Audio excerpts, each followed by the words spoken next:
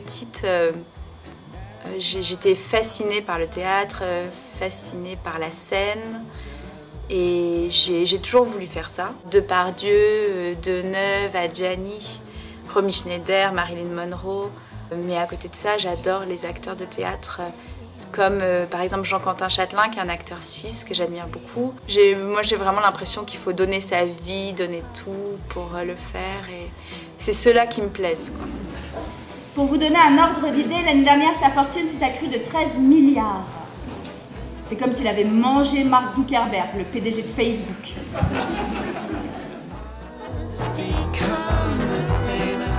J'ai joué Comment épouser un milliardaire chaque 8 mars. Il y a des salles qui l'ont programmé à cette occasion-là.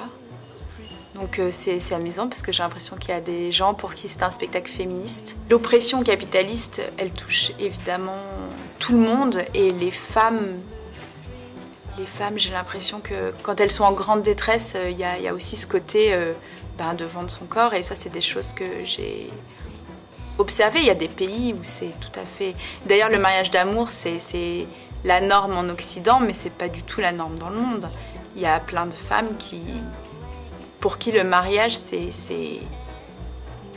une forme de survie aussi. Le fait qu'il y ait des femmes qui soient obligées de confier leurs enfants pour un salaire de misère, de travailler en horaire décalé, ou quand on voit dans la grande distribution, par exemple, des horaires complètement absurdes. Chagrin d'amour, par exemple, qui est un spectacle sur la rupture, j'ai un peu regardé ce qui se passe dans les hôtels sociaux et les femmes qui parfois n'ont pas travaillé, qui se retrouvent seules avec des enfants à élever, qui sont obligés de revenir sur le marché du travail.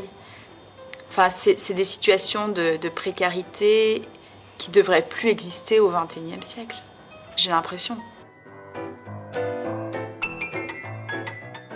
Je me suis rendu compte que la rupture, le chagrin d'amour, c'était quelque chose entre soi et soi, que l'autre, souvent, n'était qu'un prétexte et n'avait pas grand-chose à faire dans cette histoire. L'autre est une figure du manque, de l'absence. On parle de deuil, de rupture, de chagrin, de manque, de l'immense tristesse d'être humain.